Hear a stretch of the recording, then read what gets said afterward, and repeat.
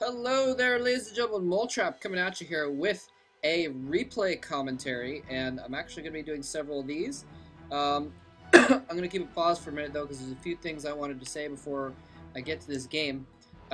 This is kind of a slow month for StarCraft. There's not a whole lot going on in the Korean scene right now, and so I'm going to be doing some replay commentaries hopefully a lot this month, just so there's something to watch. So it should be fun. They've got this Pro League thing where they've combined, like, they've taken teams with both StarCraft teams and Special Force teams, which is kind of like a Counter-Strike type game. It's a shooter game. And so, I believe. And so they're going to basically have like a Super Pro League thing where they're going to be competing in both sports. In fact, there's like some of them they're going to do a best of 5 where it's going to be a StarCraft match and then a Special Force match and the StarCraft match and the best of 4 or a Special Force match, or vice versa, stuff like that. So, but that's only one, I think, match a week, and so there's not really a whole lot going on in September. So, I'm going to try and bring you some replay commentaries. This is actually a replay from BlizzCon. They released the replay pack. So I want you all to look forward to some more BlizzCon replays, because me and Diggity are going to be probably doing a lot of these actually coming up, because we were at BlizzCon and it was great. It was awesome. Had a lot of fun. But Tasteless and Artosis did not do all of the games. They only did the ones on the stage, and I even asked Tasteless if they're going to be doing VODs of some of the other ones. He said they didn't have the equipment there, so they were not going to be doing any of those VODs. So me and Dig are going to bring you some VODs from BlizzCon from the games that were not played on stage. You can view the VODs that were done by Tasteless and Artosis at the Blizzard website, and if I can remember, I'll put a link in the description of this video for that. Yes, so some of you may have seen, by the way, for a moment, I had up Stork versus Bisu, but I took it down pretty quick, so not a whole lot of people saw it. That's because my mic, I've got this new mic finally working, because I have this iMic thing that lets me plug my microphone into USB, and it's been working fine, except this last week it's just started being stupid, and it's been just ridiculous. It hasn't been working very well at all. It sometimes cuts out, like, randomly. It'll just cut out randomly. It'll be working fine, and then I'll go on Ventrilo, and people can't hear me and stuff like that. So little did I know when I was recording the game that my mic had cut out and was just being staticky for like a third of the game, and so it was out of sync too, and so basically I didn't re-upload it just because it was going to be a big hassle to get everything all fixed, and I didn't have the energy at that time. Plus the games are a week later anyway, anyway. But so I'm going to do these instead, though. I guess I'll get the game started here while I go on. Yes. By the way, this is, if you didn't catch it before, Beckham. No, it's not the soccer player. It's actually a Chinese StarCraft player. His name is Beckham, and he's actually going to be playing against none other than Mr. Skyhigh. Skyhigh team player, rather, from the team CJ.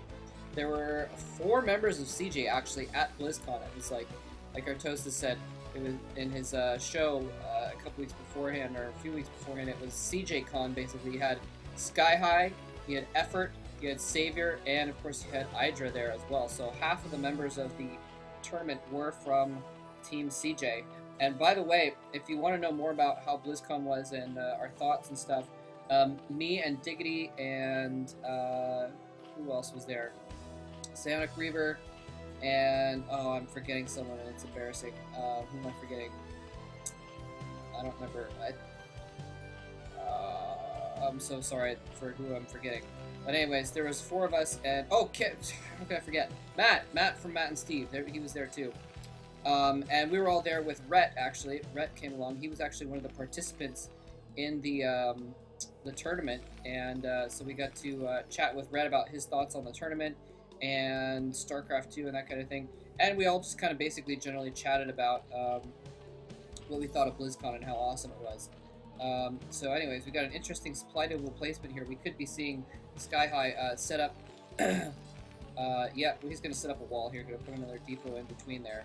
Want to have the barracks on the bottom to make sure the wall is secure.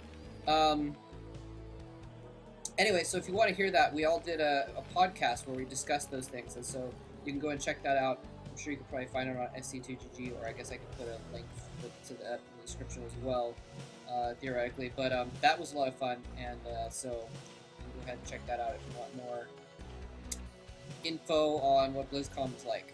And I think that's pretty much all intro stuff I wanted to squeeze in here, so I'll just leave it at that. In general, I did want to apologize for having not really done a lot of games lately. I've been trying to, I've really been trying to, but all that's been going on is the World Cyber Games mostly, and it's been, oh, that was really slick there. Did you see what he did? Squeezed both those guys through there? That was pretty awesome. Very lead Skyhigh. Now, we don't see any Marines being produced, so what are we going to see here? We might see him saving up. Yeah, he's saving up for a command center. And Beckham is actually going to see that straight off. He's going to see that command center with his Overlord flying over there. And not even a single Marine. That's kind of strange. Being pretty ballsy, but the reason he's doing that is because he has this SCV over in Beckham's base, and he's been able to see that no Lings were coming out or anything like that. He's going to, I mean, obviously we're going to see Lings now, but he didn't see any Lings coming out. He saw the spawning pool was not quite in, so he could afford to do that. Anyway. Oh, whoa! Whoa, what are we seeing here? We're seeing a proxy hatchery from Beckham. Wow, and so we were talking about how a lot of times with foreigners versus pros, you see cheese, and that can often be the case just because of the fact now Skyhigh might know something's going on because he doesn't see this third hatchery. Gas is going on, but there it doesn't look like he's going for any kind of 2-hatch build. Well, maybe he is. I mean, for all I don't know.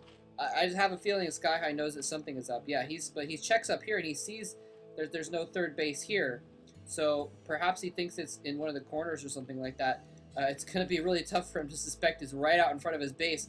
Although we do see he's checking for a backdoor attack there, and he doesn't see anything there. So Skyhigh knows something is up, doesn't quite know what yet. Oh, the SCV gets shut down as well. So the SCV is not even going to come in here and see this. And Beckham is going to be making sunken colonies right in front of his base. Kind of a strange location, actually, but I guess he wanted to get some defense up in case Skyhigh brought these Marines out. Then he would be able to take out that hatchery pretty easily with those Marines, so he wants to get some defense. And then from here on out, he's going to start sunkening in, getting closer and closer with his sunken colonies, trying to get them closer to this here. Now, if Skyhigh was going for mech, this would be a horrible thing for Beckham to do because he could then easily get a tank or something like that and pull this off. But M&M versus M&M, it's going to actually be pretty effective. Well, I mean, we'll see how effective it truly is, but I mean, it's going to be more effective than it would be against mech. And he sees this, he's going to move out here, take out this colony while it's morphing in. Sun colony pops up, it's going to stop that from happening. Only a small force here, but it looks like Skyhigh is going to actually just send that force around. And in the meantime, Beckham running his Zerglings in here, trying to go out, trying to do some damage to the economy. Single Firebat was in place to make sure a run-by did not happen into his main base there. And now the sunken colonies are starting to get in close here.